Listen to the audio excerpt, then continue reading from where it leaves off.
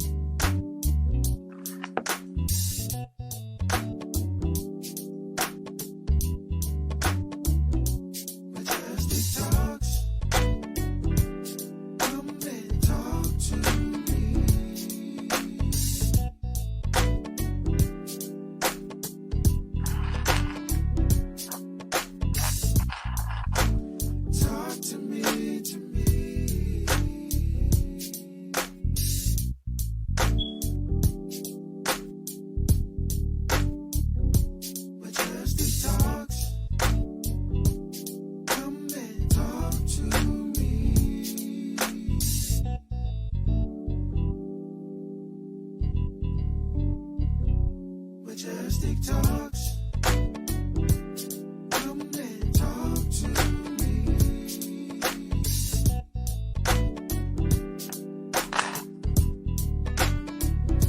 Majestic.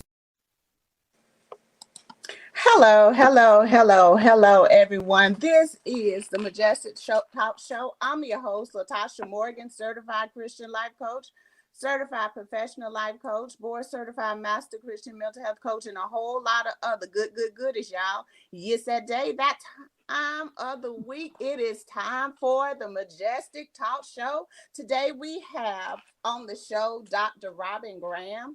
She is a business growth strategist and coach. So Dr. Graham, welcome to the show. Thank you so much for being here.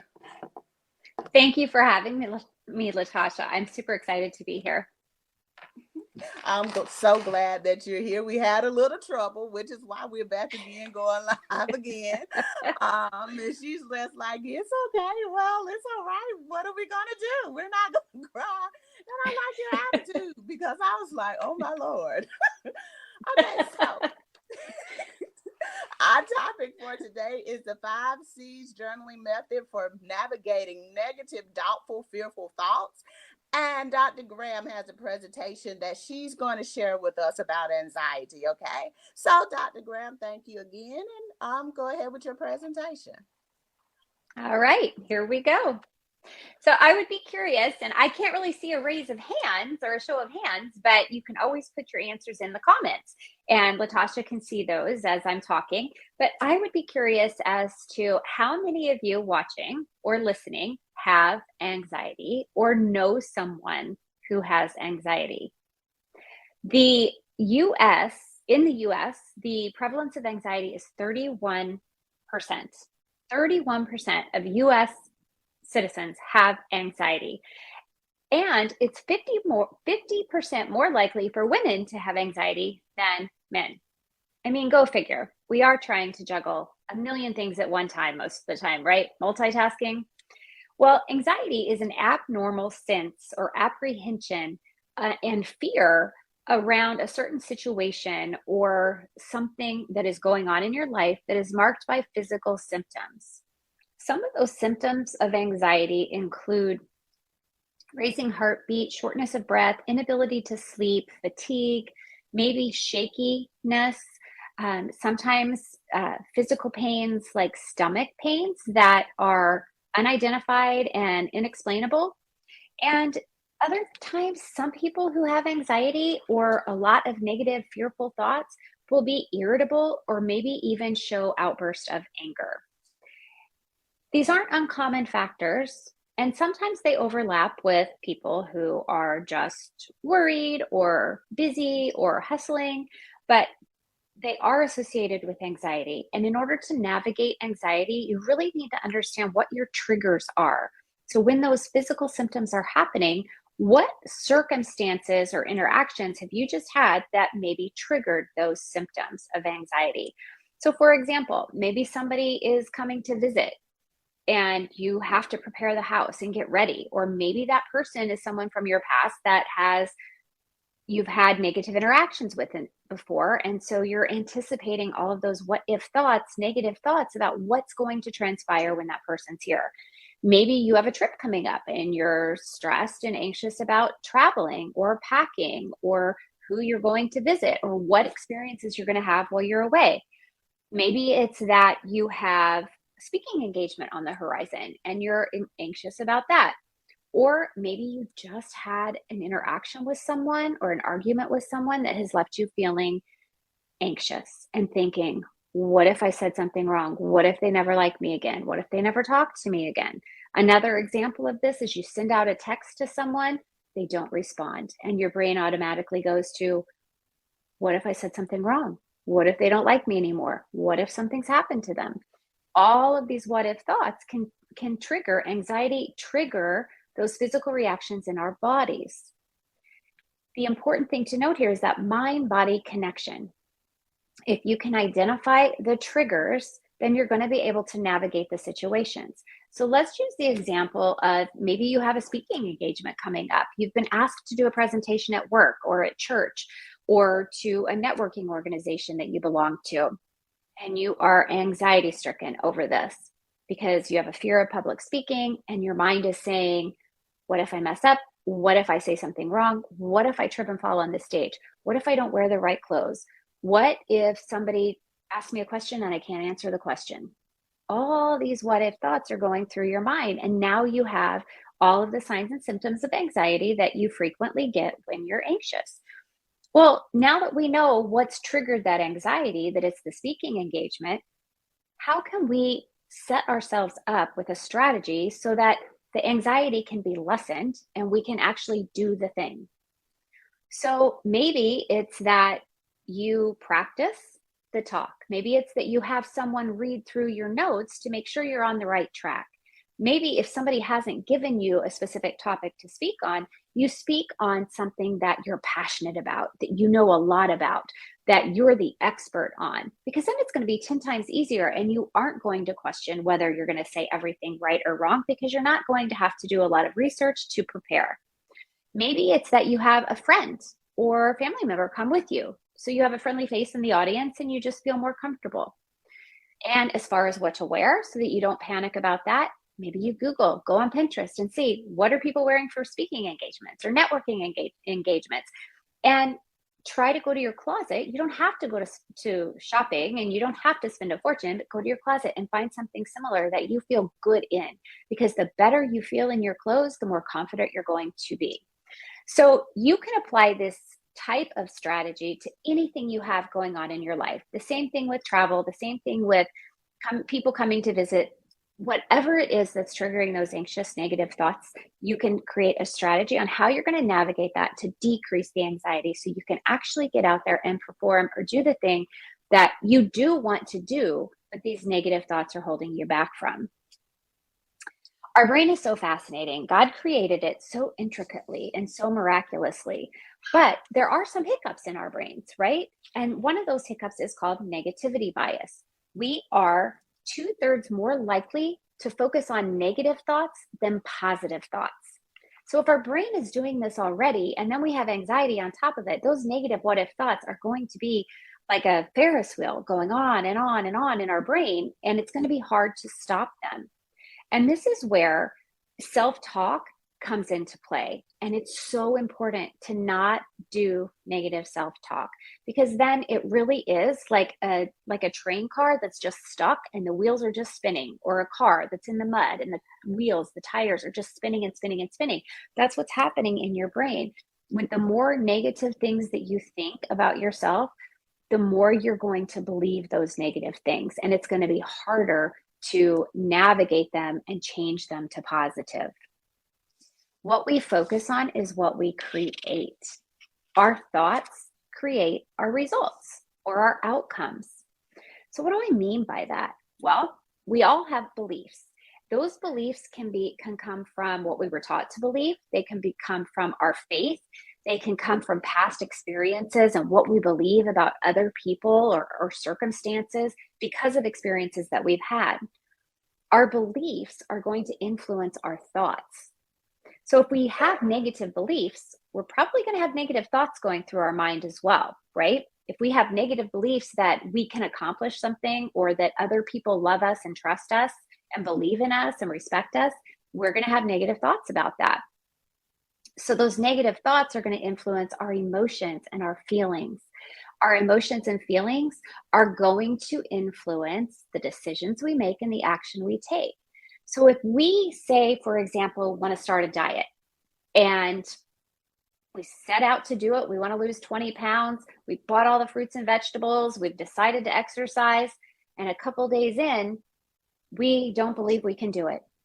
Maybe it's something someone said, maybe it's something we read, maybe we're thinking about a past time we tried, but these negative beliefs as to what our abilities are triggering negative thoughts, saying, well, what if I can't do it? I'm just going to let everybody down. Well, if I'm just going to let everybody down, why am I even trying? And then those thoughts make you feel lousy.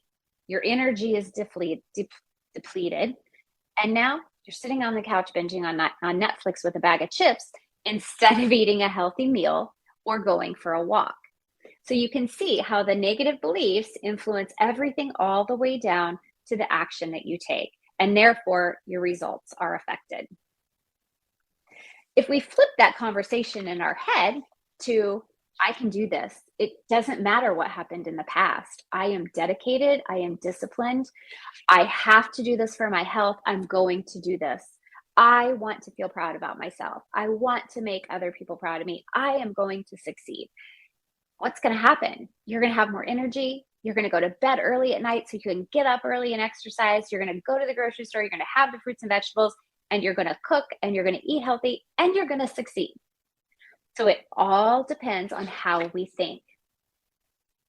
So the most important thing that I can emphasize here is really paying attention to what you're thinking. And now we're going to jump into those 5 C's that Latasha mentioned before.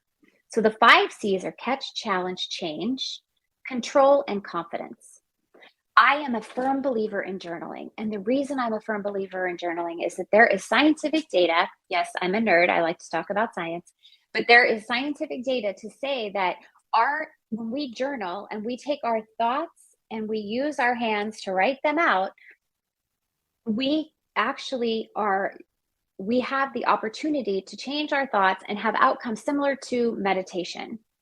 So that's why I like journaling so much, because I am not someone who can sit still very well, but I can sit and journal, and I can take what's in my head and get it onto paper. And it does help tremendously. So when you're experiencing negative thoughts, if you can catch them and realize, oh, why am I thinking these negative thoughts? And then challenge them. Would someone you know, love, and respect be thinking the same thing about you that you're thinking?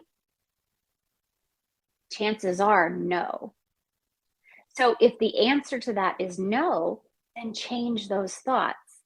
It's easier said than done, right? It sounds simple, but it actually takes a lot of hard work and practice. Not to disappoint you, but it does take effort.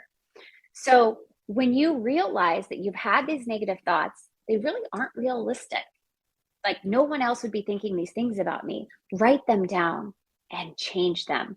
When you write the negative thought and then right next to it, write the positive thought, your brain is going to register that, and you can start to change those neural pathways in your brain. The more you do these exercises, the more control you'll have over your thoughts. You'll be able to recognize more quickly the negative thoughts that you're experiencing and be able to change them faster. So the more control you have over those thoughts, the more confidence you're going to have. And the more confidence you have, the more you're going to trust yourself to be able to go out into the world and do the things that you've been so afraid or that negative thoughts have held you back from. So that is the 5 C's of journaling method. And like I said, because we are prone to negative thoughts just innately through negativity bias, this isn't a one and done exercise. You actually have to practice it. So it's something that I encourage you to do on a daily basis. And you can keep a notepad with you, or you can, at the end of the day, go through what you've thought. Or sometimes it's even good to do it in the morning when you wake up and you're feeling anxious about your day. And you can really reframe your thoughts about your day just by doing this exercise. Now, there are other things that you can do for navigating these navigating these negative, anxious thoughts as well. The first is I want you to realize that oftentimes what happens when people have anxiety, depression, mental health challenges, or just from past experiences, shame can build up. But shame does not serve us. And so if you are feeling ashamed, it's really important to get that out as well. And sometimes I'm not going to just paint a rosy picture here. Sometimes we need more help than just trying to navigate this ourselves. Sometimes we need medicine. Sometimes we need a clinician. And sometimes we need both for more than 6 months to be able to retrain our brain. But every one of these exercises that you do, the more likely you are to get better and to get better faster. Now, anxiety may never go away, but now you'll have the tools to navigate it. And that's what's key, is to be able to have something in your back pocket so that you can still pursue a joyful, purposeful, happy life. So when we think about shame, think about giving yourself self-compassion. You would give others compassion if they were going through something hard. So give yourself that same compassion. The same with grace. Give yourself the grace that you would give others. Forgive yourself, forgive others, and allow that grace to settle in, kind of like Jesus did for us, right? Allow that grace to settle in and comfort you. Because what grace really means is that all of those past mistakes that you've made or experienced are now lessons you've learned. And those lessons you learn put shame aside. So there is no more shame.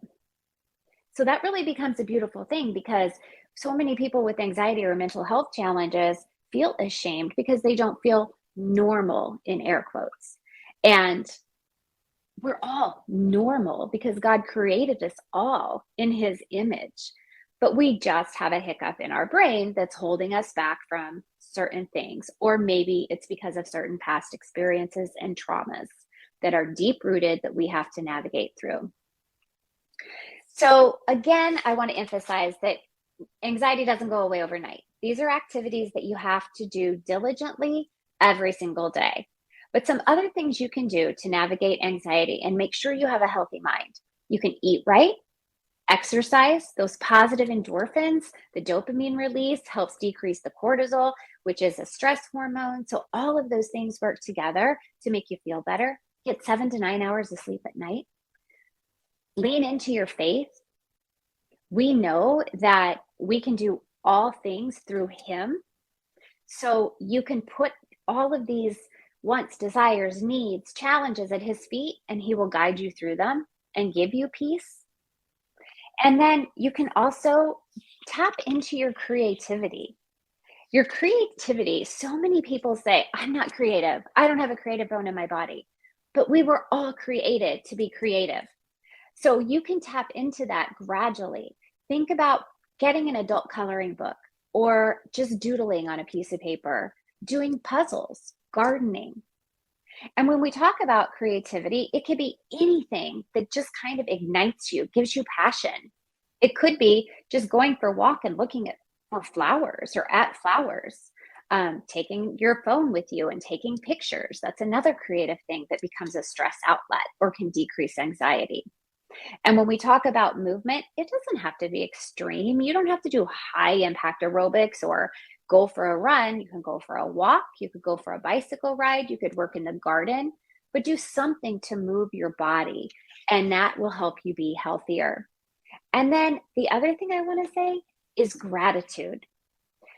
We know that gratitude has a lot of positive effects on our brain. So something that I love, and this is a journaling practice as well, but if you look back at your day at the end of the day, even if you're laying in bed, look back at the end at your day, and grab a pen and paper or a little notebook and write down 3 things you're grateful for.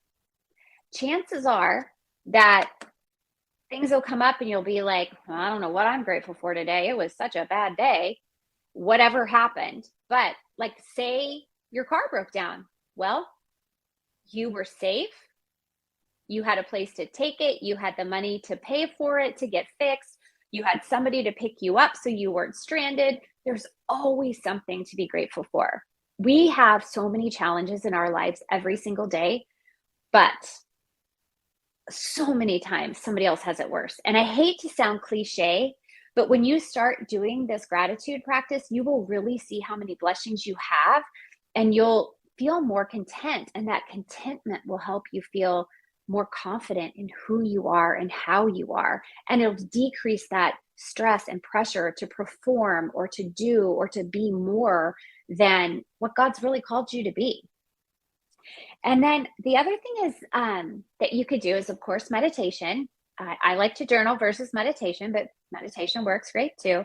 And then visualization. So back to that example of doing the presentation, visualize yourself doing the presentation, standing on that stage, standing firm in who you know you are and the gifts that God's given you.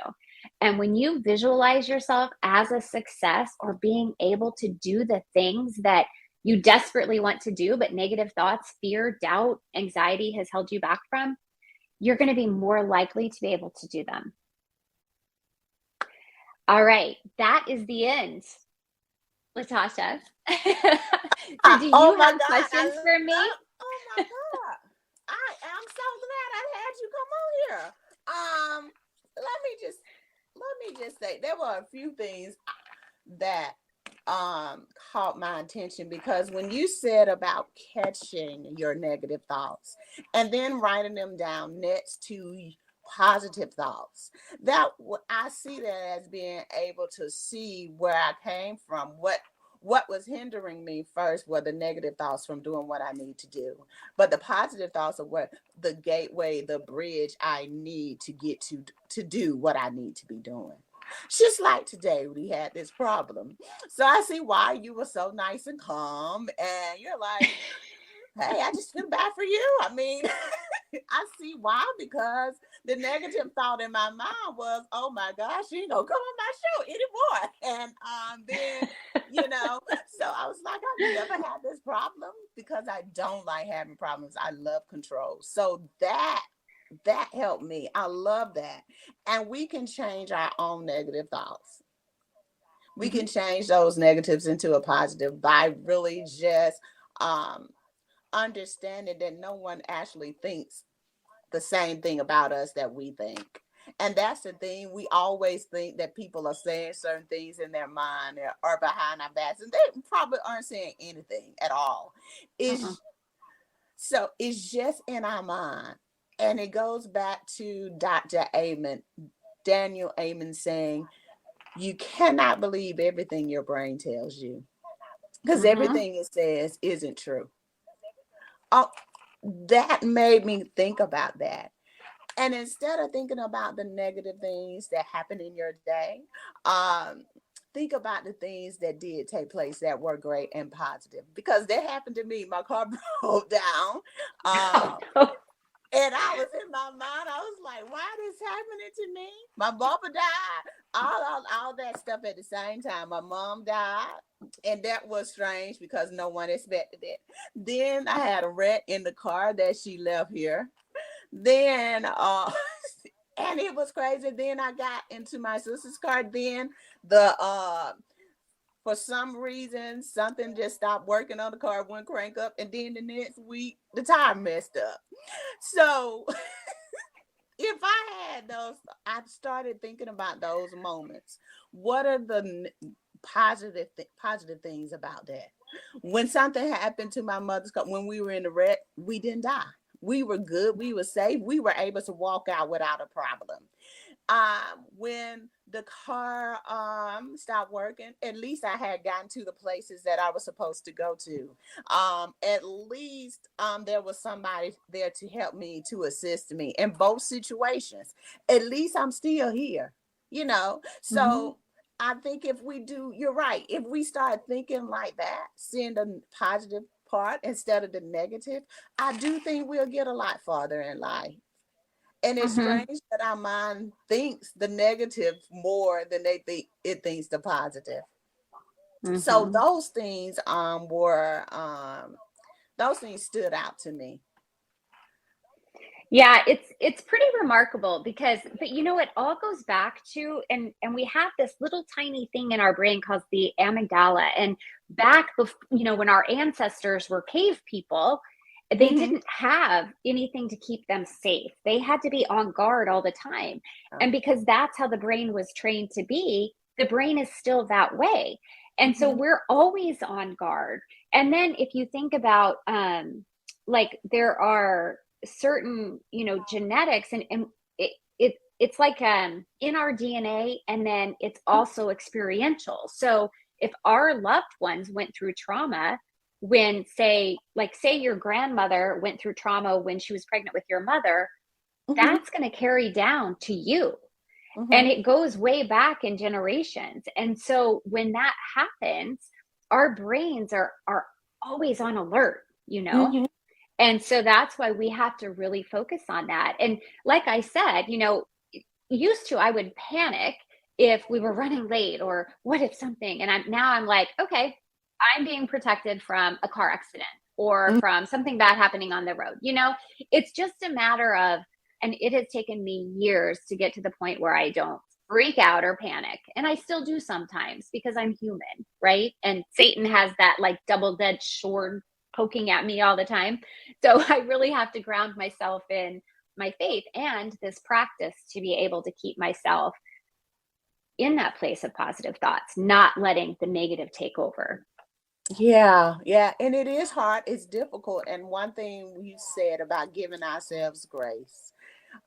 If we fail at any moment, instead of saying, well, I won't do this again, or instead of me saying, I won't do this show anymore, or something like, I didn't say that, but I'm saying just example, because some people may do that, you know, if they have a problem because they don't like problems, they may say, well, maybe this is a sign that I should just stop doing it. Maybe for some reason we think that.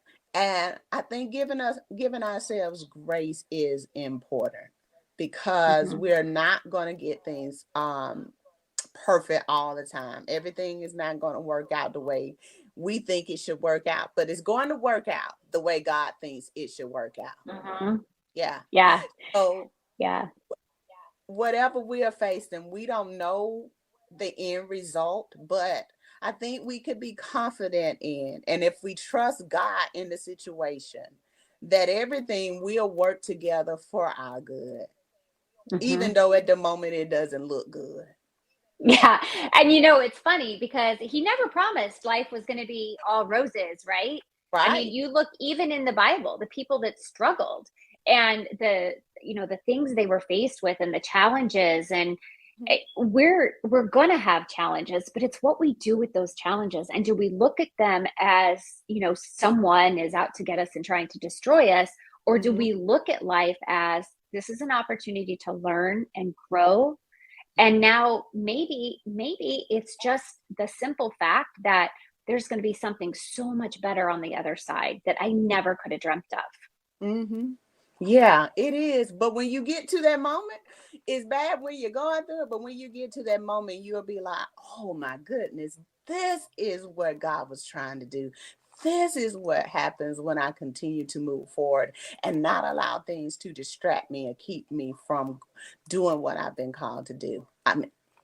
So, like I said, I really appreciate you coming on to the show, Dr. Robyn. I really did.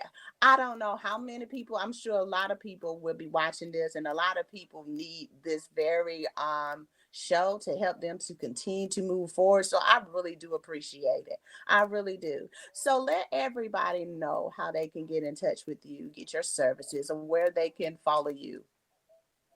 The best place is just to go to my website, therobyngraham.com, and you can access the podcast there. There's a free resources page under the services page. You can learn more about me. And if anyone has questions, don't hesitate to reach out to me. I'm available at info@therobyngraham.com. And I would welcome anybody just coming over to the podcast and then stopping in to say hi. So like I said, thank you so much for being on the show. Like I said, I really appreciate you. And all of you out there that's watching, thank you so much for watching. Or if you're going to be listening later, thank you so much for listening to this show. This is the Majestic Talk Show. I'm your host, Latasha Morgan, certified Christian life coach, certified professional life coach, board certified master Christian mental health coach, and a whole lot of other goodies, y'all. We'll see you next time on the Majestic Talk Show. Have a nice night.